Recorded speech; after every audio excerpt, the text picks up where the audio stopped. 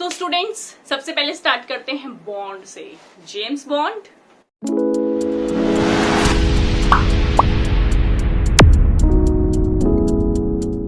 Hello students, my name is Sonia Rathi and welcome to my YouTube channel chemo hub by Sonia. तो students, जैसे कि आपको पता है, हमने ऑर्गेनिक केमिस्ट्री की वेव सीरीज स्टार्ट कर रखी है, जिसमें हम कर रहे हैं केमिस्ट्री को क्लास 11 से लेकर क्लास 12 तक एक सीक्वेंस में।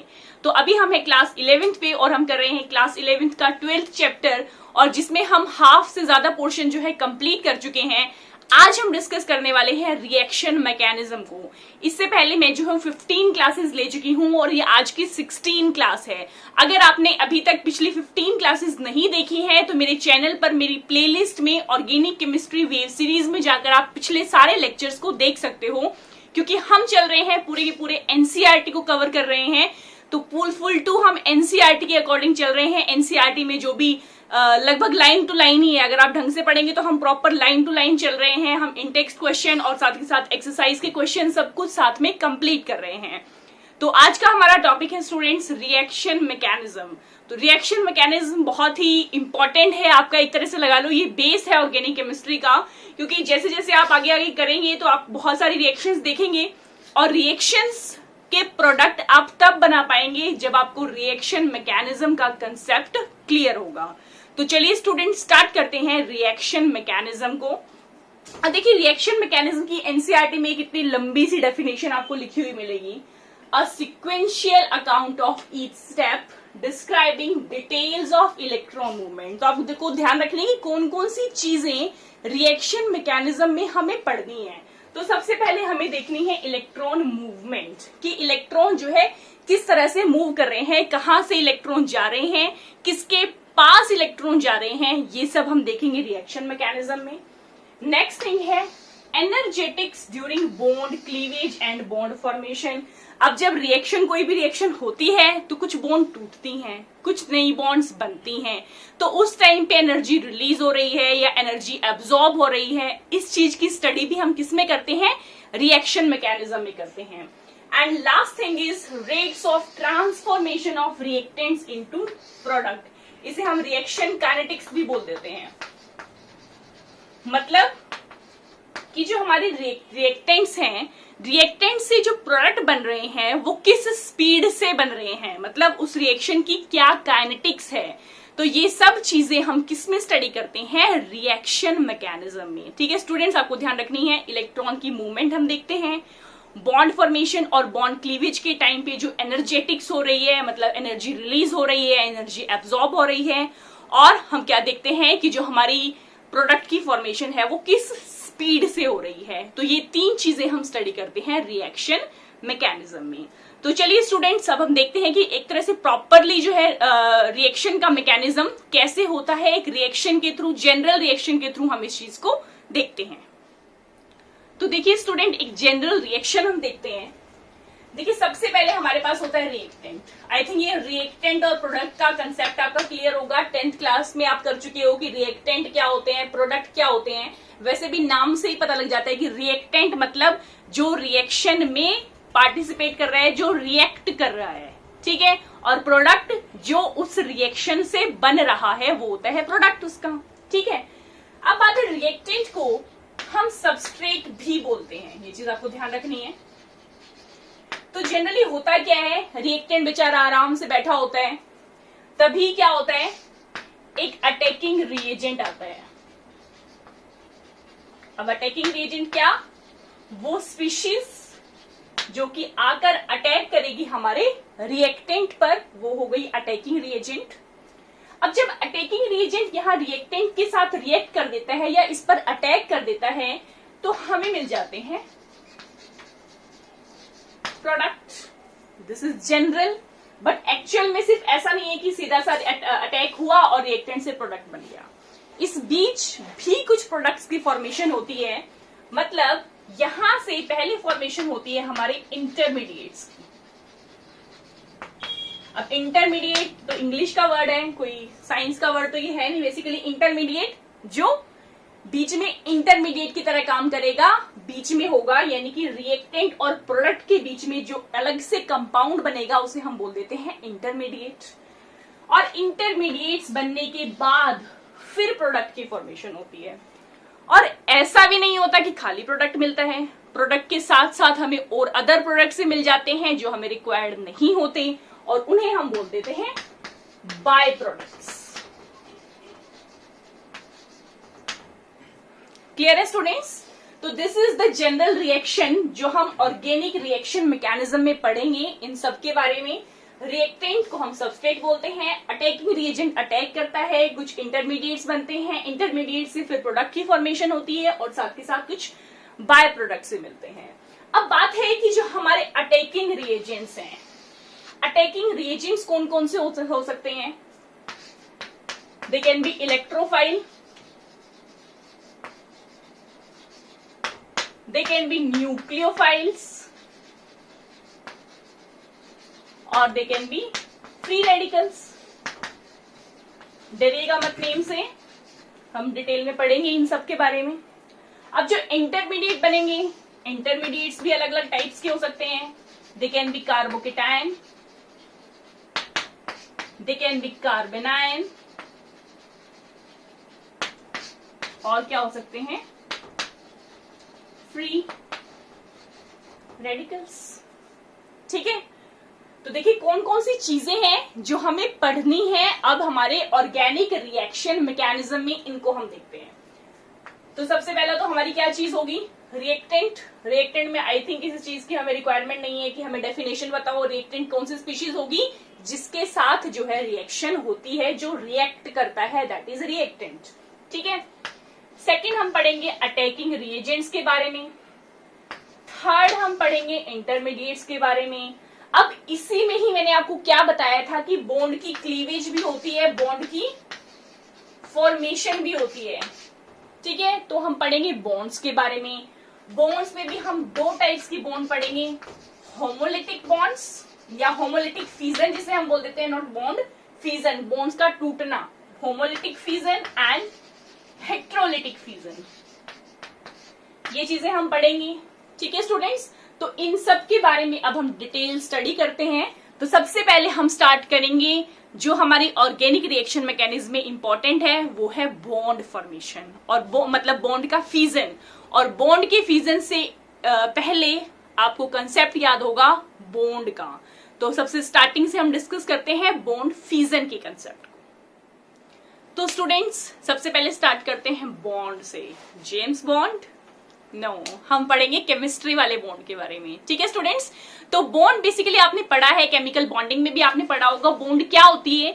एक तरह से ये अट्रैक्टिव फोर्सेस होते हैं जिसकी वजह से जो हमारी स्पीशीज हैं आपस में एक दूसरे के पास आती हैं। ठीक है, तो that is simply bond. Bonding एक इंग्लिश का भी वर्ड है, इंग्लिश में भी क्या होता है कि जो फ्रेंड्स होते हैं आपस में बॉन्डिंग होती है अच्छी, जिसकी वजह से अट्रैक्शन होती है। सो बेसिकली बॉन्ड जो है हमारे अट्रैक्टिव फोर्सेस हैं जिसकी वजह से हमारे जो मॉलिक्यूल में एटम्स होते हैं वो एक दूसरे के साथ रहते हैं। डिटेल में हम पढ़ चुके हैं केमिकल बॉन्डिंग में, आपने किया होगा केमिकल बॉन्डिंग का चैप्टर जिसमें हमने बहुत सारी केमिकल बॉन्ड्स के बारे में पढ़ा था, आयनिक बॉन्ड, कोवेलेंट बॉन्ड्स। तो बेसिक जो है सबसे स्ट्रॉन्ग बॉन्ड जो मानी जाती हैं वो हम मानते हैं आयनिक बॉन्ड्स को और कोवेलेंट बॉन्ड को। अब बात है कि हम कर रहे हैं ऑर्गेनिक केमिस्ट्री, तो ऑर्गेनिक केमिस्ट्री में हम पढ़ते हैं कार्बन को, और कार्बन में मैं आपको ऑलरेडी बता चुकी हूं कि कार्बन जो है कौन सी बॉन्ड बनाता है? Covalent bond. तो मतलब क्या है कि हम पढ़ेंगे जो रिएक्शन मैकेनिज्म में जिस बॉन्ड के बारे में हम पढ़ेंगे वो हमारी होगी कौन सी बॉन्ड? Covalent bond. तो कोवेलेंट बॉन्ड कैसे बनती है? It is formed by mutual sharing of electrons. जैसे कि आपको पता है कि कार्बन है हमारा, कार्बन के पास 4 वैलेंस इलेक्ट्रॉन्स होते हैं। अब ये क्या कर सकता है? या तो 4 इलेक्ट्रॉन्स डोनेट कर दे या फिर 4 इलेक्ट्रॉन जो है एक्सेप्ट कर ले, जो बेसिकली जो है पॉसिबल नहीं हो पाता। तो इस केस में कार्बन क्या करता है? हाइड्रोजन्स को बुला लेता है, आ जाओ भाई हाइड्रोजन्स मेरे पास आओ, अपना एक एक इलेक्ट्रॉन मुझे दो और खुद भी मेरे से जो है एक एक इलेक्ट्रॉन शेयर कर लो। तो 4 हाइड्रोजन इसके पास आ जाते हैं। अब इससे फायदा क्या होता है कि कार्बन का तो क्या है? ऑक्टेट कंप्लीट हो जाता है, ठीक है, और हाइड्रोजन का क्या है? ड्यूप्लेट कंप्लीट हो जाता है। तो दोनों को फायदा हो गया। तो इस तरह से कार्बन और हाइड्रोजन आपस में केमिकल बॉन्ड बना लेते हैं जो कि बनती है म्यूचुअल शेयरिंग ऑफ इलेक्ट्रॉन से। पढ़ेंगे कि ये जो बॉन्ड है ये किस तरह से इसकी क्लीवेज होती है ड्यूरिंग ऑर्गेनिक रिएक्शन मैकेनिज्म।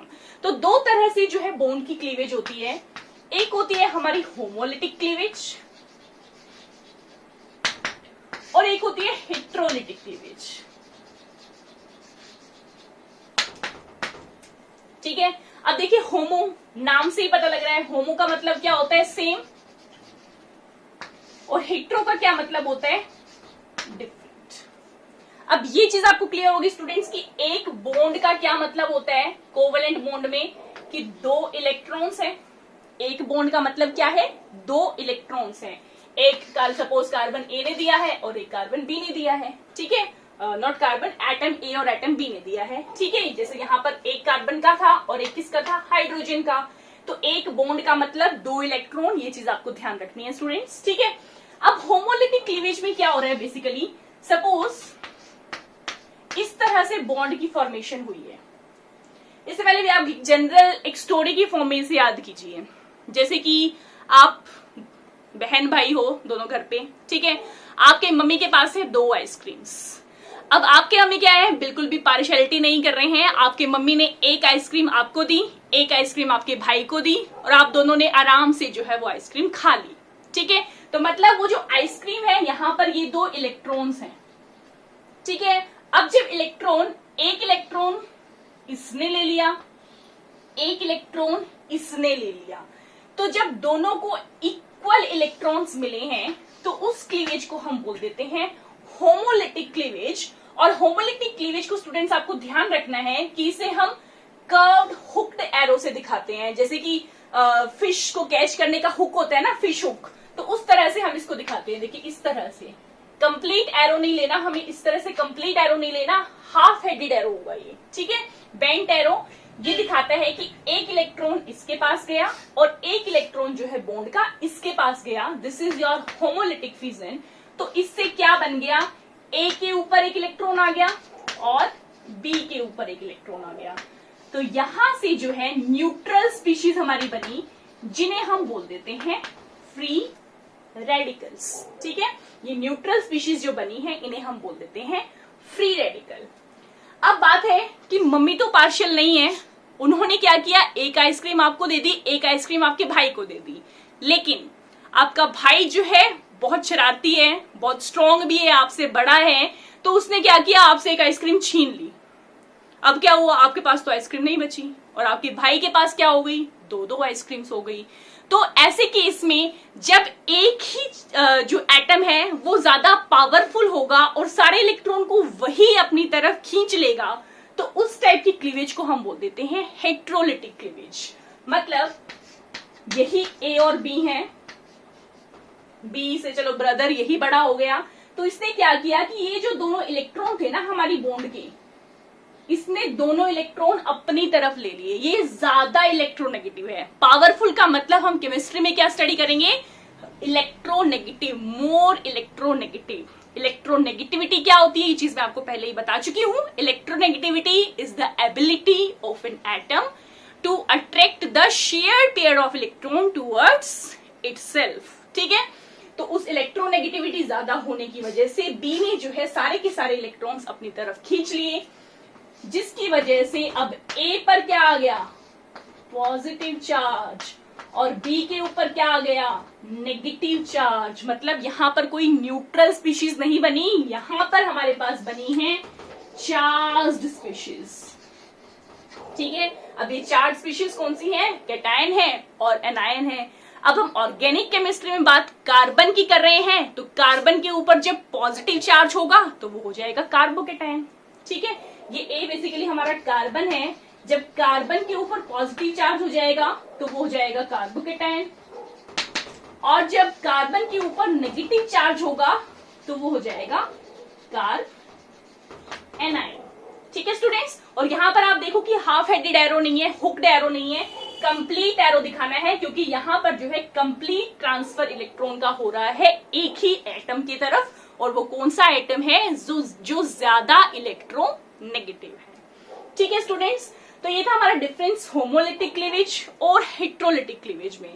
अब आता है होमोलिटिक क्लीवेज में जब फ्री रेडिकल्स बन रहे हैं तो होमोलिटिक क्लीवेज को हम बोल देते हैं फ्री रेडिकल क्लीवेज, या फिर इसे हम बोल देते हैं होमोपोलर, या फिर हम बोल देते हैं नॉन पोलर रिएक्शंस। ठीक है, तो होमोलिटिक क्लीवेज जहां पर होती है उन्हें हम फ्री रेडिकल, होमोपोलर या फिर नॉन पोलर रिएक्शंस भी बोल देते हैं। अब जहां पर हेट्रोलिटिक क्लीवेज हो रही है, जब हेट्रोलिटिक क्लीवेज हो रही है तो उसको हम बोल देते हैं आयोनिक या फिर हेट्रोपोलर या फिर polar reactions. So they are known as ionic, heteropolar or polar reaction, and they are free radical, homopolar और non-polar reactions. तो ये कंसेप्ट था स्टूडेंट्स बॉन्ड क्लीवेज का। ठीक है, कि किस तरह से बॉन्ड क्लीव हो रही है, किस टाइप के एरो हम यूज कर रहे हैं, रीजन क्या है बॉन्ड की क्लीवेज का एक एटम के पास जाने का। ठीक है स्टूडेंट्स, आई थिंक ये कंसेप्ट आपको क्लियर होगा। अब हम चलते हैं, ये जो हमने पढ़े हैं ना, कहां गए, कार्बोकेटायन, कार्बेनायन, फ्री रेडिकल, तो इन सब के बारे में अब हम थोड़ा डिटेल में पढ़ लेते हैं स्टूडेंट्स। तो चलिए स्टार्ट करते हैं नेक्स्ट टॉपिक को। तो चलिए स्टूडेंट्स अब हम डिस्कस करते हैं इंटरमीडिएट्स को डिटेल में, यानी कि कार्बोकेटायन, कार्बेनायन और फ्री रेडिकल। अब देखिए कार्बोकेटायन, ये चीज मैं आपको अभी पहले ही बता चुकी हूँ। कार्बोकेटायन का मतलब क्या है कि कार्बन के ऊपर पॉजिटिव चार्ज का आ जाना, दैट इज कार्बोकेटायन।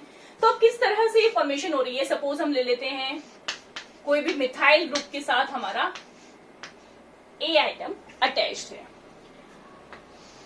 तो जब इसकी क्लीवेज होगी, अब देखिए कार्बोकेटायन की फॉर्मेशन कब होगी, जब कार्बन के ऊपर पॉजिटिव चार्ज होगा। इट मींस इसके साथ कोई ऐसा ग्रुप अटैच होगा जो कि ज्यादा इलेक्ट्रोनेगेटिव होगा। इट मींस हमने क्या लिया है कि जो ए है वो हमारा ज्यादा इलेक्ट्रोनेगेटिव है कार्बन की बजाय। तो क्या होगा कि हमारे इलेक्ट्रॉन जो है दोनों इस पर ट्रांसफर हो जाएंगी, जिसकी वजह से क्या बन जाएगा हमारा CH3 positive plus A negative. So this is और कार्बोकेटायन, कार्बन के ऊपर पॉजिटिव चार्ज। ठीक है स्टूडेंट्स, अब बात है कि कार्बोकेटायन जो होता है ये हमारा बहुत ही ज्यादा अनस्टेबल होता है, और जब अनस्टेबल है तो हाईली रिएक्टिव भी होगा।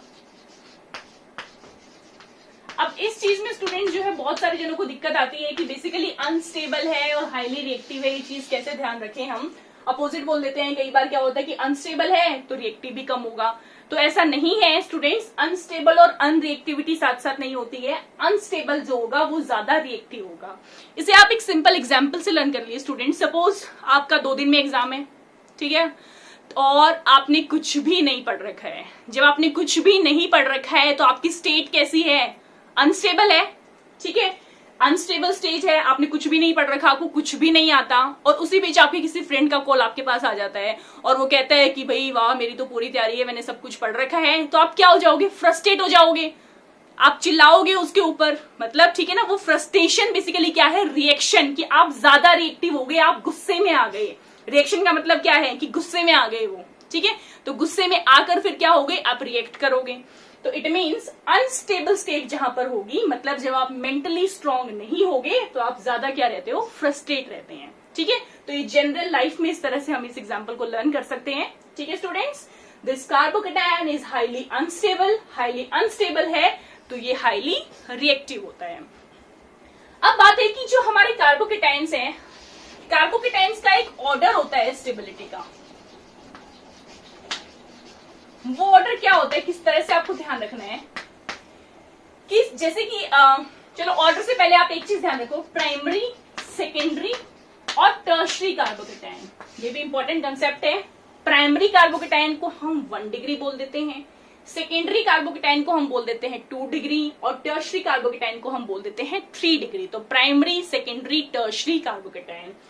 अब कार्बोकेटायन प्राइमरी कौन सा होगा, जो कि एक कार्बन के साथ अटैच्ड होगा। बिल्कुल सिंपल है, 1 लिखा हुआ है तो 1 कार्बन के साथ अटैच्ड होगा।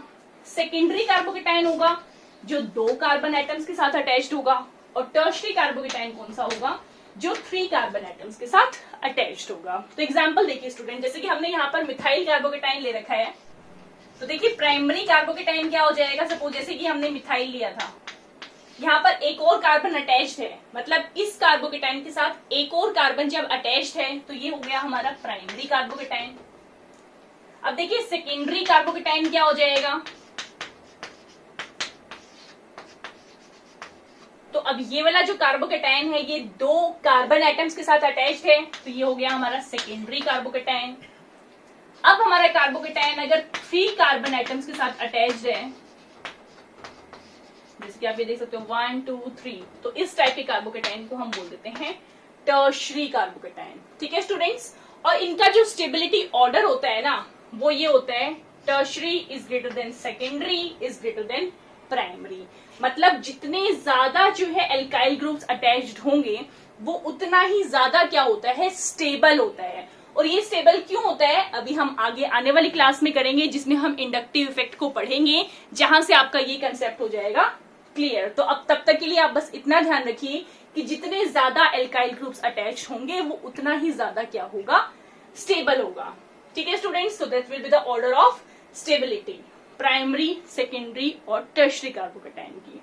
तो चलिए स्टूडेंट्स, ये हुआ कार्बोकेटाइन का कंसेप्ट। अब हम डिस्कस करते हैं कार्ब एनायन के बारे में। तो अब देखिए स्टूडेंट्स, कार्ब एनायन का मतलब क्या है, कार्बन के ऊपर नेगेटिव चार्ज, और ये भी किसकी हेल्प से ही बनेगा, हेट्रोलिटिक क्लीवेज की हेल्प से। मतलब क्या होगा कि जो हमारा कार्बन एटम है उसके साथ कोई ऐसा एटम अटैच्ड होगा जो कि कार्बन से क्या होगा, कम इलेक्ट्रोनेगेटिव होगा। मतलब कार्बन उससे ज्यादा इलेक्ट्रोनेगेटिव होगा और वो क्या करेगा कि इलेक्ट्रॉन्स को अपनी तरफ खींच लेगा, जिसकी वजह से जो हमारा कार्बन है उसके ऊपर आ जाएगा नेगेटिव चार्ज और जो अदर एटम है उसके ऊपर आ जाएगा positive charge. So this negative charge on carbon is known as carb anion. ठीक है स्टूडेंट्स, अब कार्ब एनायन में अगर हम बात करें तो वो कंसेप्ट तो सेम ही रहेगा, प्राइमरी, सेकेंडरी और टर्शरी का। जब कार्बन आयन के साथ जो है एक कार्बन एटम प्रेजेंट होगा तो that will be primary carbon ion, और 2 होंगे तो सेकेंडरी, और 3 होंगे तो टर्शरी। अब बात है कि यहां पर जो ऑर्डर ऑफ स्टेबिलिटी होता है ना, ये चीज ध्यान रखिएगा कि ये भी हाईली अनस्टेबल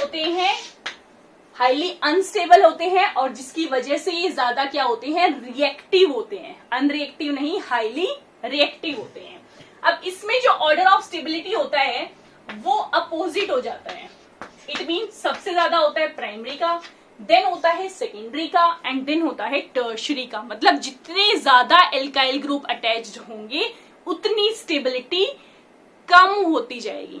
ठीक है, अब इस चीज को भी हम करेंगे इंडक्टिव इफेक्ट में डिटेल से। ठीक है स्टूडेंट्स, तो ये हुआ हमारा कार्ब कैटायन के बारे में और कार्ब एनायन के बारे में। इसका थोड़ा सा शेप का और आइडिया ले लीजिए कि जो हमारा कार्बोकेटाइन होता है ना, कार्बोकेटाइन मतलब शेप्स के लिए हमें पहले पता होनी चाहिए हाइब्रिडाइजेशन। तो जो हमारी कार्बोकेटाइन में हाइब्रिडाइजेशन होती है वो होती है sp2 हाइब्रिडाइजेशन। ठीक है स्टूडेंट्स, अब sp2 हाइब्रिडाइजेशन है तो इसकी शेप जो होती है वो होती है ट्राइगोनल प्लेनर। ओके, सो sp2 हाइब्रिडाइजेशन के साथ शेप जो होती है वो ट्राइगोनल प्लेनर होती है। मतलब किस तरह से होगी, ये हमारा हाइड्रोजन है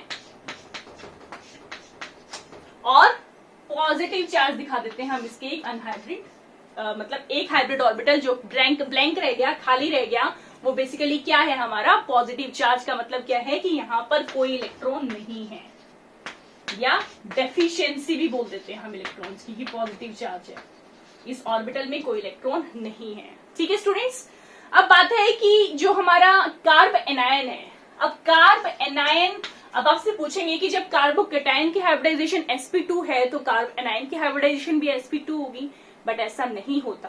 हाइब्रिडाइजेशन के कंसेप्ट को याद कीजिए स्टूडेंट्स। हाइब्रिडाइजेशन का मतलब क्या होता है कि किस तरह से हम निकालते थे bonded electrons plus lone pair of electrons. अब यहां पर तो लोन पेयर ऑफ इलेक्ट्रॉन्स थे ही नहीं, लेकिन कार्ब एनायन में आ जाते हैं हमारे पास लोन पेयर ऑफ इलेक्ट्रॉन्स, और लोन पेयर ऑफ इलेक्ट्रॉन्स आने की वजह से इसकी हाइब्रिडाइजेशन होती है sp3, और sp3 हाइब्रिडाइजेशन है तो अब आप कहोगे इसकी ज्योमेट्री हो गई टेट्राहेड्रल। तो एग्री स्टूडेंट्स की जो इसकी ज्योमेट्री है वो टेट्राहेड्रल हो जाएगी, बट इसकी शेप कैसी होगी? शेप तो ट्रायगोनल प्लेनर ही रहेगी। और यहां पर हम दिखा देंगे नेगेटिव चार्ज। तो यहां पर अब ये डेफिशिएंसी या नो इलेक्ट्रॉन की बजाय क्या हो जाएगा? Unpaired electron. तो ये हो गया हमारा कार्ब एनायन।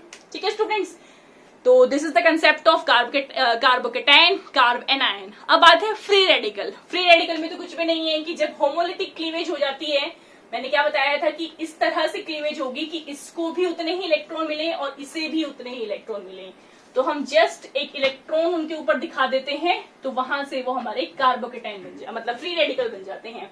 और फ्री रेडिकल बेसिकली क्या है? हमारी न्यूट्रल स्पीशीज है, इनके ऊपर कोई चार्ज होता ही नहीं है।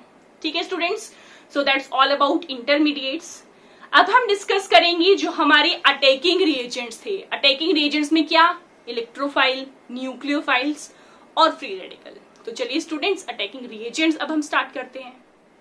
तो देखिए स्टूडेंट्स, फर्स्ट अटैकिंग रिएजेंट है हमारा न्यूक्लियोफाइल। न्यूक्लियोफाइल, अब देखिए न्यूक्लियोफाइल जो है दो वर्ड से मिलकर बना है, न्यूक्लियस प्लस लविंग। फाइल का मतलब होता है लविंग। ठीक है, मतलब जो न्यूक्लियस से प्यार करता हो। अब अगर हम साइंस की टर्म से बात करें तो न्यूक्लियस हमें पता है पॉजिटिवली चार्ज है, तो अब जो होते हैं लाइक चार्जेस तो क्या करते हैं? रिपेल करते हैं। इट मींस न्यूक्लियस को प्यार करने वाला खुद पॉजिटिवली चार्ज तो नहीं हो सकता, तो ऑब्वियसली वो कैसा चार्ज होगा? उसके ऊपर नेगेटिव चार्ज होगा। इट मींस जो हमारे न्यूक्लियोफाइल्स हैं they are negatively charged species. They are negatively charged species. ये कंसेप्ट क्लियर है स्टूडेंट्स? अब ये नेगेटिवली चार्ज स्पीशीज है, इसका मतलब क्या है कि इनके पास फ्री इलेक्ट्रॉन्स हैं, फ्री अनपेयर्ड इलेक्ट्रॉन्स हैं, और वो इलेक्ट्रॉन कैसे हैं? जो कि इजीली वो डोनेट कर सकते हैं। It means they are negatively charged species which can donate electrons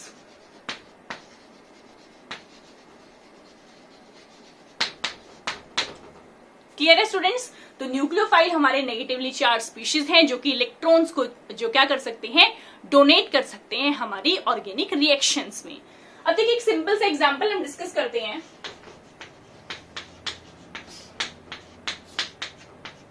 जैसे कि ये देखिए, ठीक है, अब यहां पर क्या है? OH नेगेटिव आया। ठीक है, अब OH नेगेटिव आया, इसने क्या किया? ये कार्बन के ऊपर अटैक करेगा। तो जब कार्बन के ऊपर अटैक किया तो यहां से ब्रोमीन क्या हो गया? भाग गया। तो बेसिकली क्या बना हमारा इस तरह से? तो यहां पर ब्रोमीन की जगह क्या आ जाएगा? OH ग्रुप आ गया। अब बात हम करेंगे इस बारे में भी कि ब्रोमीन क्यों चला गया यहाँ पर, ब्रोमीन लिविंग ग्रुप क्यों था, इसके बारे में भी हम डिस्कस करेंगे स्टूडेंट्स। ठीक है, तो इस तरह से प्रोडक्ट हमारा बन गया। ब्रोमीन की जगह क्या आ गया? OH आ गया। अब ये OH आप देखो क्या था? नेगेटिवली चार्ज स्पीशीज है, और इस नेगेटिवली चार्ज स्पीशीज ने जो इसके इलेक्ट्रॉन थे किसको डोनेट कर दिए? यहाँ पर कार्बन को डोनेट कर दिए और फिर बॉन्ड फॉर्म कर ली। तो इस टाइप के रिएक्शंस को हम स्टूडेंट्स बोल देते हैं न्यूक्लियोफिलिक रिएक्शंस। क्लियर है स्टूडेंट्स? तो such reactions are known as nucleophilic reaction, जिसमें क्या है? अटैकिंग रिएजेंट हमारा क्या होता है? न्यूक्लियोफाइल होता है। तो ठीक है स्टूडेंट्स, यहाँ पर रिएक्शन में हमारा ब्रोमीन निकल गया, ब्रोमीन की जगह क्या आ गया? OH नेगेटिव आ गया। तो इस तरह से आप दिखा सकते हो ब्रोमीन बाहर निकल गया है। अब हम डिस्कस करेंगे स्ट्रेंथ ऑफ न्यूक्लियोफाइल। ठीक है स्टूडेंट्स, अब न्यूक्लियोफाइल की स्ट्रेंथ किस चीज पर डिपेंड करती है, किस तरह से हम निकालते हैं, वो हम डिस्कस करते हैं। तो देखिए स्टूडेंट, स्ट्रेंथ ऑफ न्यूक्लियोफाइल। अब जो न्यूक्लियोफाइल की जो स्ट्रेंथ होती है उसे हम बेसिकली बोल देते हैं न्यूक्लियोफिलिसिटी। अच्छा, न्यूक्लियोफाइल को हम इस तरह से डिनोट कर देते हैं NU लिखकर, NU के ऊपर नेगेटिव चार्ज, तो इसका मतलब होता है न्यूक्लियोफाइल। तो स्ट्रेंथ ऑफ न्यूक्लियोफाइल को हम बोल देते हैं न्यूक्लियोफिलिसिटी।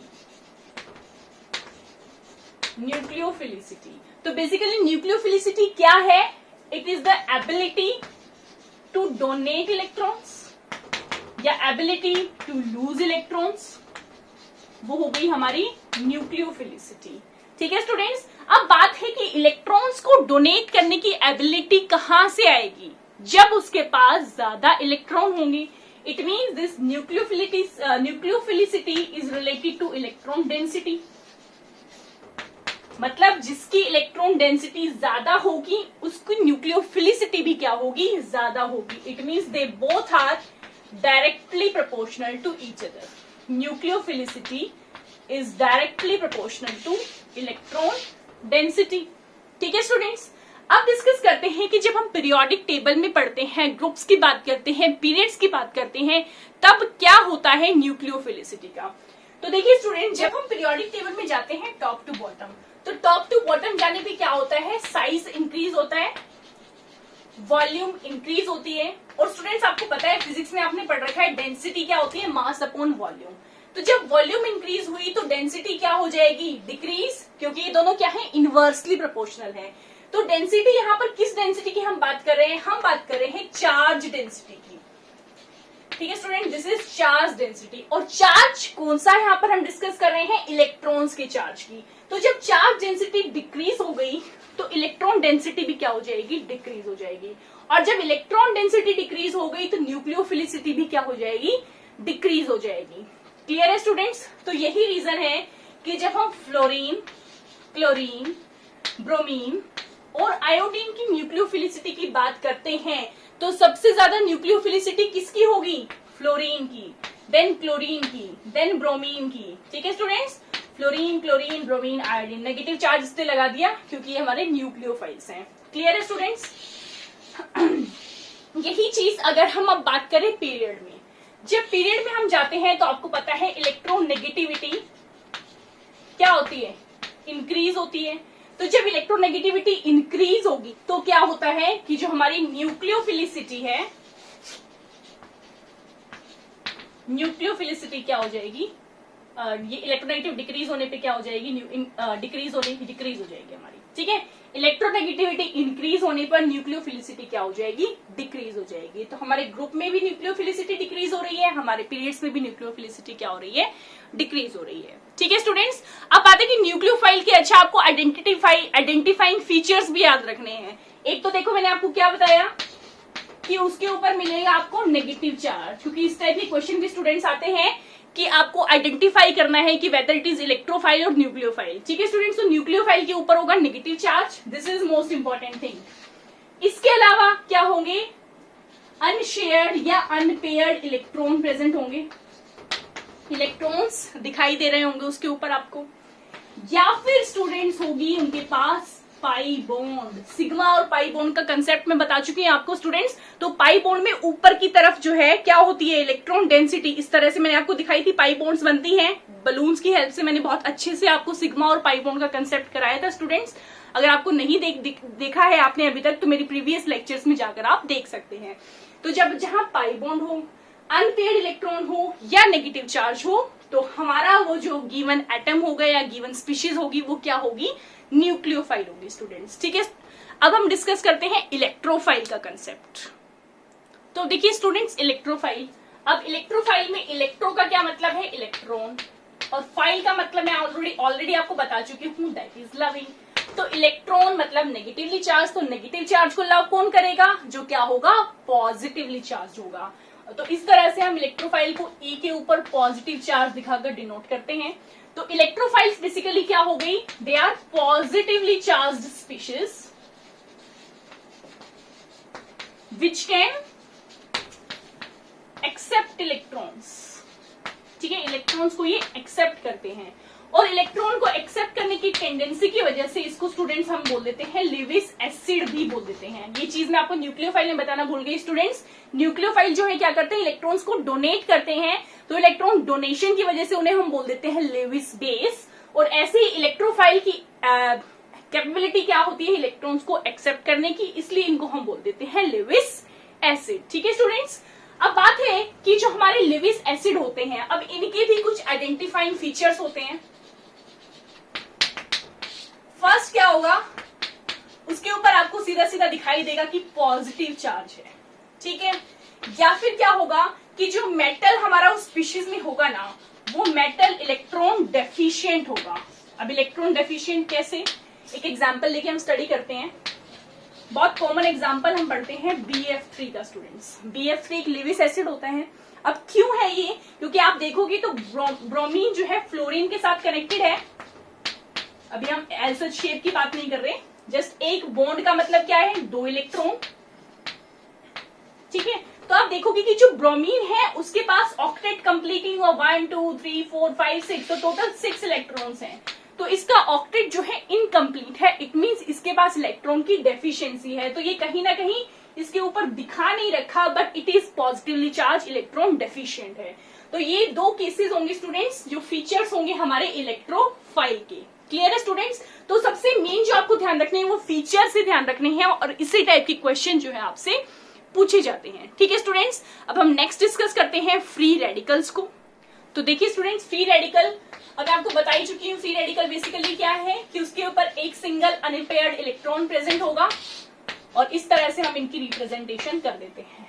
फ्री रेडिकल बनते हैं होमोलिटिक क्लीवेज से।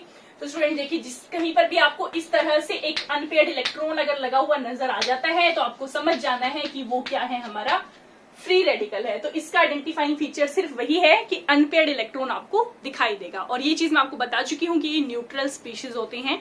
ठीक है स्टूडेंट्स, तो ये हुआ हमारा कंसेप्ट इलेक्ट्रोफाइल का, न्यूक्लियोफाइल्स का और फ्री रेडिकल का। अब हम डिस्कस करते हैं लीविंग ग्रुप के बारे में। ठीक है स्टूडेंट्स, तो चलिए स्टार्ट करते हैं लीविंग ग्रुप को। तो देखिए स्टूडेंट्स, लीविंग ग्रुप, अब नाम से क्या पता लग रहा है कि ऐसा ग्रुप जो लेफ्ट कर देगा, जो छोड़कर चला जाएगा, वो क्या होगा, लिविंग ग्रुप है। अब हर एक जो है ग्रुप जो है लिविंग ग्रुप नहीं होता। ठीक है, कुछ तो ग्रुप होते हैं जो लीव कर जाते हैं, बट कुछ ग्रुप ऐसे भी होते हैं जो लीव नहीं करते हैं। देखिए स्टूडेंट, जैसे हमने एग्जाम्पल किया था Br का, जब इस पर OH नेगेटिव आया था, जब इसने अटैक किया था, तो ब्रोमीन यहां से क्या चला गया था, लीव करके चला गया था, और यहां पर हमारे पास बन गया था इस तरह से, ब्रोमीन जो है रिएक्शन में बाहर निकल गया था। ये एग्जांपल मैंने पहले आपको दिया था। अब बात है कि इस ब्रोमीन की जगह अगर यहां पर होता CH3 एल्काइल ग्रुप होता, और यहां पर OH नेगेटिव अटैक कर देता, तो आप देखेंगे स्टूडेंट्स कि ये रिएक्शन पॉसिबल नहीं है, यहां पर नो रिएक्शन होती है। ठीक है स्टूडेंट्स, तो बेसिकली क्या चीज है कि यहां से ब्रोमीन जो है वो गुड लिविंग ग्रुप था, लेकिन जो CH3 है वो गुड लिविंग ग्रुप नहीं है। तो ये लिविंग ग्रुप किस चीज पर डिपेंड करता है स्टूडेंट्स, वो हमारा किस पे डिपेंड करता है, इलेक्ट्रॉन्स को डोनेट करने की एबिलिटी पर। देखिए जी, आपको ध्यान रखना है कि जो गुड लिविंग ग्रुप होते हैं ना, गुड लिविंग ग्रुप होते हैं हमारे वीक बेस। ठीक है, वीक बेस। अब वीक बेस का क्या मतलब है कि इलेक्ट्रॉन्स को इजीली डोनेट नहीं करते। तो जो स्ट्रॉन्ग बेस होते हैं वो क्या होते हैं, बैड लिविंग ग्रुप।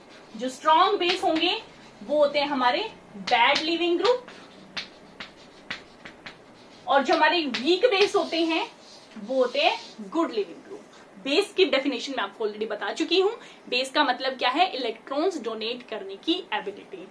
अब जैसे अगर हम हेलोजेंस की बात करें, like chlorine, bromine, iodine, Cl negative, Br negative, I negative, ये सारे के सारे हमारे होते हैं, they are excellent leaving group. Excellent leaving group. अब एक्सीलेंट लिविंग ग्रुप का मतलब क्या है कि ये जो है हमारी क्या है, वीक बेस है। अब आपने देखा होगा कि यहाँ पर फ्लोरीन मैंने डिस्कस नहीं किया, क्योंकि फ्लोरीन जो है एक एक्सेप्शन है, and I told you chemistry always comes with exception. तो एक्सेप्शन क्यों है, क्योंकि एक तो फ्लोरीन का साइज जो है स्मॉल होता है, ठीक है, और इसकी इलेक्ट्रोनेगेटिविटी क्या होती है, ज्यादा होती है। ठीक है स्टूडेंट्स, तो इस वजह से ये जो है अच्छा लिविंग ग्रुप नहीं होता, लेकिन क्लोरीन, ब्रोमीन और आयोडीन क्या है, हमारे एक्सीलेंट लिविंग ग्रुप होते हैं। इसके अलावा अगर हम बैड लिविंग ग्रुप की बात करें, तो जो हमारा हाइड्रोक्सिल है OH नेगेटिव है। अब अगर आप देखोगे यहाँ पर अगर OH होता और ये Br अटैक कर रहा होता, तो OH जो है क्या करता, ग्रुप ये जो है ये छोड़कर नहीं जाता। तो ये हमारा क्या है, बैड लिविंग ग्रुप है। तो OH negative is not a good leaving group, it is a bad leaving group, it means it is a strong base. ठीक है स्टूडेंट्स, तो that is the concept of leaving group. तो इसी के साथ साथ जो है हमारी ये जो ऑर्गेनिक रिएक्शन मैकेनिज्म के जो हमने स्टार्ट किया था टॉपिक, ये यहाँ पर कंप्लीट होता है। इसमें हमने क्या क्या पढ़ा? हमने पढ़ा इलेक्ट्रोफाइल्स के बारे में, न्यूक्लियोफाइल्स के बारे में, फ्री रेडिकल्स के बारे में, कार्बोकेटायंस, कार्बोएनायंस, होमोलिटिक फिजन, हेट्रोलिटिक फिजन्स, तो ये सब हम पढ़ चुके हैं स्टूडेंट्स। तो इसके बाद हम डिस्कस करते हैं एनसीईआरटी के इन टेक्स्ट क्वेश्चंस को। तो स्टूडेंट जब आपने एनसीईआरटी को देखोगे तो हमने जो है आइसोमेरिज्म कर लिया था 12.6, हमने आज की क्लास में 12.7 से स्टार्ट किया है स्टूडेंट्स, और यहाँ पर हमने ये सब पढ़ लिया है न्यूक्लियोफाइल, इलेक्ट्रोफाइल्स के बारे में भी। अब हम करेंगे प्रॉब्लम 12.11। ठीक है स्टूडेंट्स, तो प्रॉब्लम 12.11 में क्या कहा गया है? Using curved arrow notation show the formation of reaction intermediate या reactive intermediate when the following covalent bond undergo heterolytic cleavage. ठीक है स्टूडेंट्स, अब हिट्रोलिटिक क्लीवेज जब बोल दिया है तो इट मींस यहाँ पर आएगा हमारा पोलैरिटी का कंसेप्ट, और पोलैरिटी के कंसेप्ट से क्या मतलब है कि जो ज्यादा इलेक्ट्रोनेगेटिव होगा वो सारे के सारे इलेक्ट्रॉन्स को अपनी तरफ खींच कर ले जाएगा, तो जो लेकर जाएगा उसके ऊपर आ जाएगा नेगेटिव चार्ज, जो जिसके ऊपर से लेंगे इलेक्ट्रॉन उसके ऊपर क्या आ जाएगा? Positive charge. तो देखिए स्टूडेंट्स कौन कौन से एग्जाम्पल दे रखे हैं। एग्जाम्पल दे रखा है CH3, SCH3, नेक्स्ट दे रखा है CH3CN, और नेक्स्ट दे रखा है CH3C। तो देखिए स्टूडेंट्स आपको एरोस की हेल्प से बताना है कि किस तरह से जो है इलेक्ट्रॉन का ट्रांसफर होगा। अब देखिए स्टूडेंट्स यहाँ पर ज्यादा इलेक्ट्रोनेगेटिव कौन सा है? सल्फर है, तो ये क्या करेगा? इलेक्ट्रॉन्स को अपनी तरफ ले जाएगा। हिट्रोलिटिक क्लीवेज हुई है, हिट्रोलिटिक क्लीवेज का मतलब क्या होता है कि एक ही ने सारे इलेक्ट्रॉन्स ले लिए, तो ये क्या बन गया? यहाँ पर CH3 के ऊपर आ गया पॉजिटिव, और प्लस SCH3 के ऊपर क्या आ गया? Negative charge. ऐसे ही स्टूडेंट्स हम नेक्स्ट क्वेश्चन की बात करें तो इसमें नाइट्रोजन जो है ज्यादा इलेक्ट्रोनेगेटिव है, तो ये इलेक्ट्रॉन्स को अपनी तरफ खींच लेगी। क्या बन गया? CH3 positive plus CN negative. Clear है स्टूडेंट्स? अब यहाँ पर है कॉपर, तो स्टूडेंट्स कॉपर जो है वो ज्यादा इलेक्ट्रोनेगेटिव नहीं होता, ये कार्बन से कम इलेक्ट्रोनेगेटिव होता है, तो इसमें कार्बन जो है इलेक्ट्रॉन्स को अपनी तरफ अट्रैक्ट कर लेता है, और यहाँ पर कार्बन के ऊपर आता है नेगेटिव चार्ज। क्लियर है students? So that's done with this question. अब हम डिस्कस करते हैं नेक्स्ट प्रॉब्लम को। तो नेक्स्ट है आपकी प्रॉब्लम 12.12। अब इसमें आपको क्या करना है? जस्टिफिकेशन के साथ आपको कैटेगराइज करना है गिवन आयंस को कि वो न्यूक्लियोफाइल हैं या फिर इलेक्ट्रोफाइल हैं। तो ठीक है स्टूडेंट्स, अब इस क्वेश्चन को हम करते हैं। तो स्टूडेंट इस क्वेश्चन को लर्न करने से पहले आपको वही आइडेंटिफाइंग फीचर्स याद रखने हैं जो मैंने आपको बताए थे। देखो मैं एक बार फिर से बता देती हूँ। न्यूक्लियोफाइल का मतलब क्या है? न्यूक्लियस लविंग, ठीक है, मतलब पॉजिटिव चार्ज को प्यार करने वाला, यानी कि वो क्या होगा? नेगेटिवली चार्ज होगा, या फिर उसके पास आपको अनशेयर्ड इलेक्ट्रॉन्स दिखाई देंगे। इलेक्ट्रोफाइल क्या होगा? न्यूक्लियोफाइल को नेगेटिव चार्ज इस तरह से बोलते हैं। इलेक्ट्रोफाइल क्या होगा? इलेक्ट्रॉन लविंग, इट मींस खुद क्या होगा? पॉजिटिवली चार्ज होगा, और क्या होगा? इलेक्ट्रॉन डेफिशिएंट होगा। ठीक है स्टूडेंट्स, तो ये चीजें आपको ध्यान रखनी है। अगर ये आपको याद है तो इजीली आप इस क्वेश्चन को कर सकते हो। अब देखो HS नेगेटिव, सीधा सीधा क्या लगा हुआ है? इसके ऊपर नेगेटिव चार्ज, तो नेगेटिव चार्ज किसके ऊपर होता है? न्यूक्लियोफाइल के ऊपर, तो ये क्या हो गया? न्यूक्लियोफाइल। ठीक है, नेक्स्ट है BF3, ये एग्जांपल मैंने डिस्कस भी किया था क्लास में। तो BF3 का मतलब क्या है कि इलेक्ट्रॉन डेफिशिएंट है, यहाँ पर ब्रोमीन का जो ऑक्टेट है वो इनकम्प्लीट है, तो ये क्या हो गया? इलेक्ट्रोफाइल। नेक्स्ट है C2H5O नेगेटिव। अब नेगेटिव चार्ज खुद ही दिख रहा है, तो नेगेटिव चार्ज का मतलब क्या हो गया? न्यूक्लियोफाइल। अब CH3 का थ्राइस N, अब यहाँ पर N के साथ क्या दिखा रखे हैं? Shared, unshared electrons, unpaired electrons, तो अनपेयर्ड इलेक्ट्रॉन है, इसका मतलब क्या हो गया? ये हो गया हमारा न्यूक्लियोफाइल। ठीक है स्टूडेंट्स, नेक्स्ट है हमारा Cl के ऊपर दिखा रखा है पॉजिटिव चार्ज, और पॉजिटिव चार्ज का मतलब क्या हो गया? इलेक्ट्रोफाइल। अब यहाँ पर देखो इस कार्बन के ऊपर भी क्या दिखा रखा है? पॉजिटिव चार्ज, तो पॉजिटिव चार्ज का मतलब क्या हो गया? इलेक्ट्रोफाइल। नेक्स्ट है NH2, नेगेटिव चार्ज भी दिखा रखा है, इलेक्ट्रॉन्स भी दिखा रखे हैं, तो सीधा सीधा ये क्या हो गया? न्यूक्लियोफाइल। और NO2 के ऊपर पॉजिटिव चार्ज दिखा रखा है, पॉजिटिव चार्ज का मतलब क्या हो गया? इलेक्ट्रोफाइल। क्लियर है students? So that's all about this categorisation. I think clear होगा स्टूडेंट्स। अब हम देखते हैं नेक्स्ट क्वेश्चन को। तो स्टूडेंट इस क्वेश्चन में आपको बताना है कि इलेक्ट्रोफिलिक सेंटर जो है कौन सा कार्बन है यहाँ पर। तो इलेक्ट्रोफिलिक सेंटर का मतलब पहले आप समझिए, इलेक्ट्रोफिलिक सेंटर का मतलब क्या है कि पॉजिटिव चार्ज आएगा हमारे उस कार्बन पर, और ये पॉजिटिव चार्ज या नेगेटिव चार्ज का सेपरेशन क्रिएट कैसे होता है, due to the polarity of the bond. ठीक है स्टूडेंट्स, जब इलेक्ट्रोलाइटिक क्लीवेज होती है तब हमारा पोलैरिटी होती है बॉन्ड्स की, ठीक है, तो उसकी वजह से पॉजिटिव और नेगेटिव चार्ज का सेपरेशन होता है। इन्होंने इलेक्ट्रोफिलिक सेंटर पूछा है, तो इट मींस हमें वो कार्बन बताने हैं जहां पर पॉजिटिव चार्ज होगा। तो देखिए स्टूडेंट, फर्स्ट में यहाँ पर ऑक्सीजन जो है ज्यादा इलेक्ट्रोनेगेटिव है, तो इट मींस यहां से इलेक्ट्रॉन जो है चले जाएंगे, तो पॉजिटिव चार्ज डेंसिटी किस पर आ जाएगी, इस वाले कार्बन एटम पर। एनसीईआरटी पे आप देखोगे तो स्टार लगा रखा होगा। ठीक है स्टूडेंट्स, तो ये कार्बन हो जाएगा।